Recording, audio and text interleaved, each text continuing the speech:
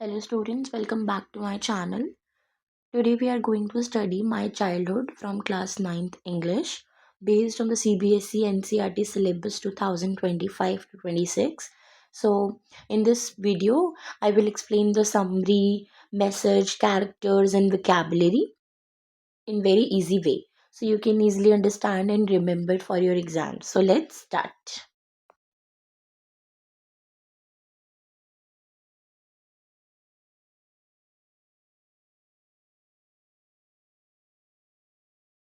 Okay, so now uh, we will start reading the chapter.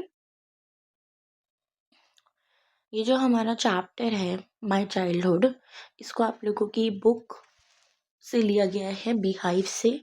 और इस chapter को लिखा है APJ अब्दुल कलाम ने। ये कौन थे? ये एक ग्रेट साइंटिस्ट रहे हैं और 11th प्रेसिडेंट रहे हैं हमारे इंडिया के। ठीक है, प्रेसिडेंट मतलब राष्ट्रपति। ठीक है, इस चैप्टर में हम उनकी चाइल्डहुड लाइफ के बारे में पढ़ेंगे और उनकी वैल्यूज़ के बारे में पढ़ेंगे कि उनकी बचपन की जो ज़िंदगी थी वो कैसी थी। ठीक है, और उनके अंदर क्या क्या मैनर्स थे। ठीक है, ये सब हम पढ़ेंगे।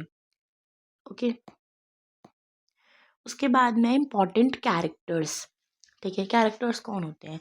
जो भी हमें स्टोरी में नाम देखने को मिलता है ना, वही हमारे कैरेक्टर्स होते हैं। ठीक है, जैसे हमारा पहला कैरेक्टर कौन है?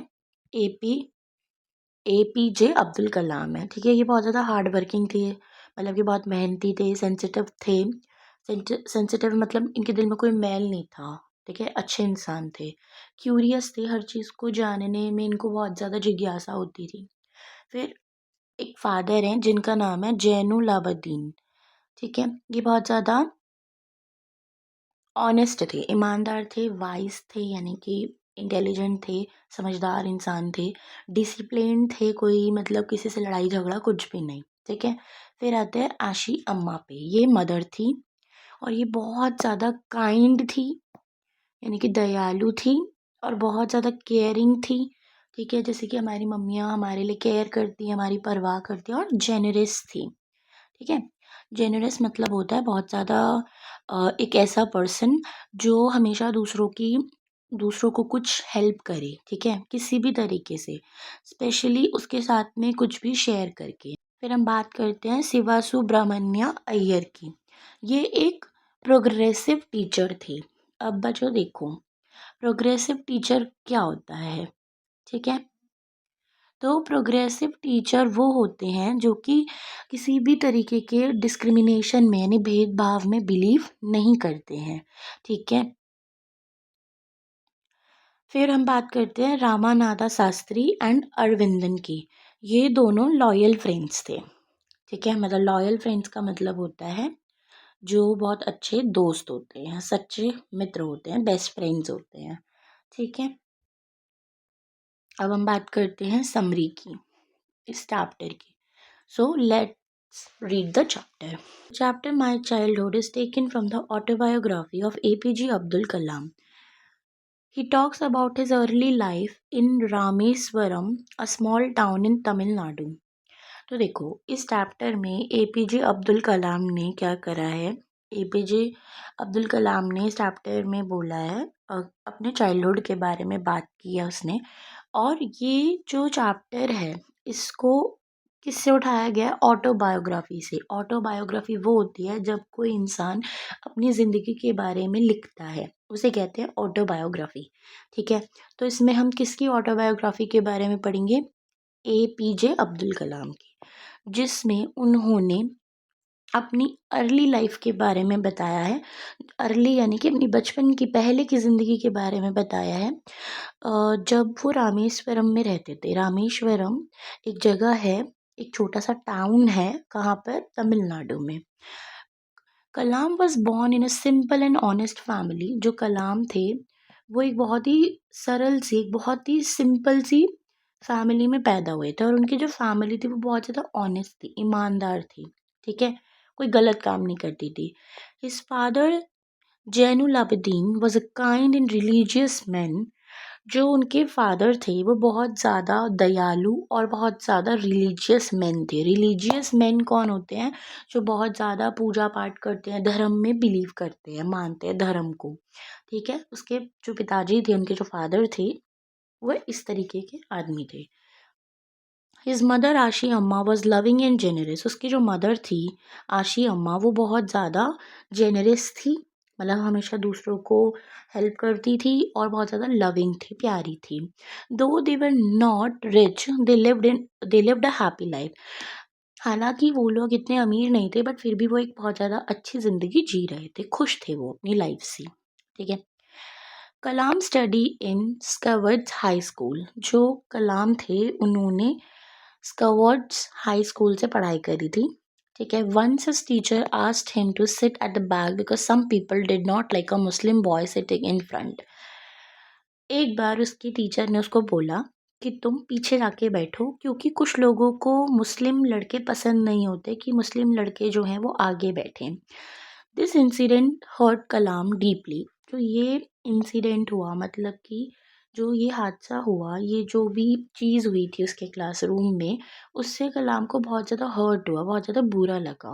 ये सिर्फ इस वजह से उसको उसके साथ भेदभाव हो रहा है, उसको आगे नहीं बैठने दिया जा रहा कि वो मुस्लिम है, जो कि बहुत ज़्यादा गलत है। क्योंकि पढ़ाई में या जो हमारा स्कूल होता है, वहाँ पर तो ये चीज़ें नहीं देखी जाती ना कि आप कौन से रिलीजन से हो, आप कौन से धर्म से हो, क्योंकि वहाँ पर सब बच्चे इक्वल होते हैं। Later, the headmaster punished the teacher and taught a lesson against social discrimination. उसके बाद में क्या हुआ, जो हेडमास्टर होते हैं, हेडमास्टर कौन, जो प्रिंसिपल होता है स्कूल का या होती हैं स्कूल की, उन्होंने उस टीचर को पनिशमेंट दी, उसको सज़ा दी और उसको एक पाठ पढ़ाया, एक चीज़ सिखाई कि सोशल डिस्क्रिमिनेशन यानी भेदभाव नहीं करना चाहिए हमको। Kalam also talks about his friends Ramananda Shastri and Aravindan. Kalam ji ने अपने फ्रेंड्स, दोनों फ्रेंड्स को इस चीज़ के बारे में बताया। दियर फैमिलीज फॉलो डिफरेंट रिलीजन्स। इनकी जो फैमिलीज थी, इनके जो परिवार थे, वो लोग अलग अलग धर्म को फॉलो करते थे, but they lived with love and unity. But ये जो लोग थे, ये प्यार के साथ में रहते थे और यूनिटी, यूनिटी यानी एकता, जो सारे लोग हैं, सारे धर्म है, वो एक समान है, हमें भेदभाव नहीं करना चाहिए। Kalam learned important values like hard work, honesty, discipline, and equality during his childhood. कलाम ने अपने बचपन के दिनों में क्या क्या सीखा था? कुछ इम्पोर्टेंट वैल्यूज़। कौन सी वैल्यूज़? हार्ड वर्क करना, मेहनत करना, ऑनेस्टी, ईमानदार ईमानदार रहना हमेशा, डिसिप्लिन सीखा। ठीक है। कि शांत रहना चाहिए हमको। ठीक है। झगड़ना नहीं चाहिए, तमीज़ में रहना चाहिए, एंड इक्वालिटी। ठीक है। यानी कि सब लोग जो हैं वो बराबर हैं। This chapter shows that a person's background does not decide success. Good values and determination are more important. ये जो चैप्टर है हमें दिखाता है किसी के बैकग्राउंड से हमें फ़र्क नहीं पड़ना चाहिए। बैकग्राउंड यानी कि वो कौन सी, कि उसकी कास्ट क्या है या उसका रिलीजन क्या है, ठीक है, या उसका जेंडर क्या है, ठीक है, क्योंकि ये चीज़ें उसके सक्सेस को डिसाइड नहीं करेंगी। ठीक है। ऐसा नहीं है कि वो मुस्लिम है तो वो सक्सेसफुल नहीं हो सकता, अपने जीवन में सफल नहीं हो सकता। ठीक है। और इसमें हमें बहुत अच्छी वैल्यूज़ के बारे में सिखाया है और ये भी बताया कि जो गुड वैल्यूज़ होती हैं वो हमारे लिए इम्पोर्टेंट होती हैं। ठीक है। इस पूरे चैप्टर का मैसेज क्या है कि no discrimination on the basis of religion और caste, simple living and strong values led to success. देखो, हमको कभी भी कोई भी भेदभाव नहीं करना चाहिए इस चीज़ को लेके कि इसका क्या धर्म है या कौन सी कास्ट यानी जाति का है। ठीक है। बस हमको ये पता होना चाहिए कि सिंपल तरीके से ज़िंदगी को जीना और जो हमारी वैल्यूज़ होती हैं, ठीक है, जो हमारे मैनर्स होते हैं कि हमने क्या सीखा, इन दोनों चीज़ों के उस पर ही, दम पर ही हम अपनी ज़िंदगी में सफल हो सकते हैं, सक्सेसफुल हो सकते हैं। ठीक है। फिर हम बात करते हैं वोकैबुलरी की। तो देखो, हमारा पहला वर्ड है एंसेस्ट्रल। एंसेस्ट्रल क्या होता है? Related to family history. जो हम बोलते हैं ना कि हमारे पूर्वजों ने हमारे लिए ये चीज़ छोड़ी है, ठीक है, वो। ऑस्ट्रिया होता है सिंपल। ठीक है। प्रिस्टिन मतलब एकदम पवित्र या फिर एकदम क्लीन, साफ सुथरा। रिवॉर्ड होता है डीपली रिस्पेक्टेड, किसी को मतलब बहुत ज़्यादा मन से इज्जत देना, ये नहीं कि आप लोग ऊपर से दिखावा कर रहे हो, ठीक है। फिर आता है emulate, to follow a good example, किसी भी अच्छी चीज़ को फॉलो करना, ठीक है।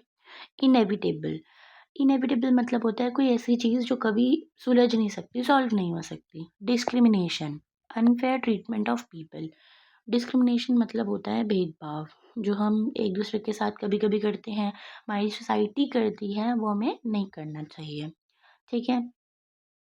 अगर मैं आप लोगों को एक एक एग्जाम्पल भी दूँ, तो देखो जैसे हमारा पहला वर्ड था एंसेस्ट्रल, तो हमारी स्टोरी से है आपकी बुक में। एग्जाम्पल है, Kalam's family lived in ancestral house in Rameswaram. जो कलाम की फैमिली थी, वहाँ पर वो लोग कहाँ रहते थे, रामेश्वरम, रामेश्वरम में, अपने एंसेस्ट्रल हाउस में, ठीक है। यानी कि उनके पूर्वजों के घर में, जो उनसे पहले उनके दादा परदादा, उनके बाद उनसे पहले वाले दादाजी जो होते हैं ना, उनके घर में वो रहते थे, पुराने घर में अपने। फिर सेकंड हमारा ऑस्ट्री, ऑस्ट्री की Kalam's father lived in austere life, मतलब उसके जो पिताजी थे वो बहुत सिंपल जिंदगी जीते थे, ठीक है। प्रिस्चिन यानी कि, देखो एक एग्जाम्पल है, the beaches of Rameswaram where Kalam played as a child were pristine and clean. अच्छा, तो रामेश्वरम में जो बीच थे, बीच सबको पता होगा, जैसे सी ओशन होता है ऐसे बीच भी होता है, जैसे गोवा में है वैसे रामेश्वरम में भी थे, जहाँ पर कलाम जी जो थे वो एक बच्चे, जब बच्चे थे तब खेलते थे, तो वो जो था वो बहुत ज़्यादा प्रिस्टीन था, यानी कि बहुत ज़्यादा क्लीन वाटर था, ठीक है। बिल्कुल उनकी मेमोरीज की तरह, बचपन की, है ना, यादों की तरह। फिर है reward, Kalam revered his father for his honesty and strict values, ये बुक में है। तो कलाम जो थे वो अपने पापा की बहुत ज़्यादा डीपली इज्जत करते थे, रिस्पेक्ट करते थे, क्यों, क्योंकि उनके जो पापा थे वो बहुत ज़्यादा ईमानदार थे और उनकी स्ट्रिक्ट वैल्यूज़ थी, ठीक है। फिर जो वर्ड है हमारा एम्यूलेट, तो स्टोरी से एग्जाम्पल है कि Kalam wanted to emulate his father's honesty and hard work in his own life.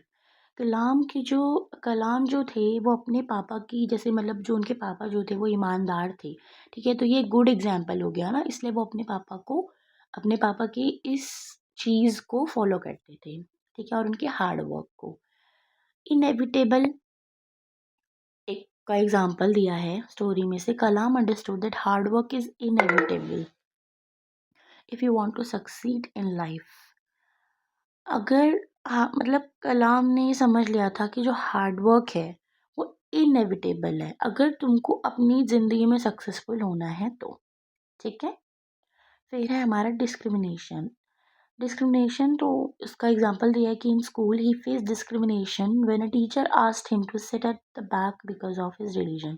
वही जो मैंने आपको समरी में बताया कि स्कूल में उनको भेदभाव सहना पड़ा, डिस्क्रिमिनेशन को फेस करना पड़ा, क्यों, कि कैसे, जब उनके टीचर ने उनको बोला था कि तुम जाकर पीछे बैठ जाओ, उसकी रिलीजन को लेके कि वो मुस्लिम है, ओके।